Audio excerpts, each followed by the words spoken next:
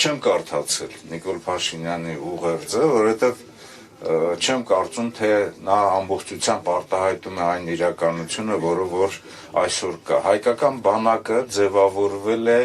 Հայաստանի Հանրապետության անկախության, Արցախի համար ազատության պատերազմական գործողություններին զուգահեռ հայկական բանակը ձևավորվել է զրոյից, ոչ մեկ կասկած չունի, չէ, որ այն զրոյից է ձևավորվել եւ մեծ չարչարանքի անհավասար պայմաններում այն հասել է մի այնպիսի իրավիճակի, որ հաղթել է մեր տարածաշրջանում եղել է մրցունակ եւ նաեւ փողգործունակ է եղել մեր միջազգային գործընկերների հետ։ Բայց ասեմ հետեւյալը, որ հայկական բանակը իր կազմավորման տարիների մինչև 2018 թվականը իր արչև խնդիրը կատարել է, մարտական հերթապահություն է իրականացրել,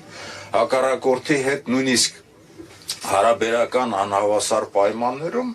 ինքը իր արչև դրված խնդիրը իրականացրել է։ Սպառազինությունների ձեռքբերման հետ մեկտեղ, որ Նիկոլ Փաշինյանը ասում է, լավ կլիներ, որ այդ սպառազինությունը շարք կանգնվեր, յուրացվեր, իսկ դա կարող է արտահայտել ոչ թե հասարակ ժողովրդին տանենք կանգնած այս սպառազինությունը ցույց տանք, այլ դա կարող է արտահայտվել ստորաբաժանումների ներդաշնակմամբ, դաշտային վարժվածությամբ եւ խոշոր զորավարժություններով։ Եթե մեր թշնամին 20 տարի զենք ու զինամթերք էր արում ժամանակակից, այդ ում գլխին պիտի թափեր։ Մեր գլխին չէ, բա մեր իշխանությունները ինչ են անում։ Եթե իրանք էլ գիտեն, որ ոչ մի հարց չի կարա բանակցային փուլով լուծվի։ Պարոն Քարան, դուք եք իշխանության մաս չէ։ Ես իմ գործն անում եմ խելոք,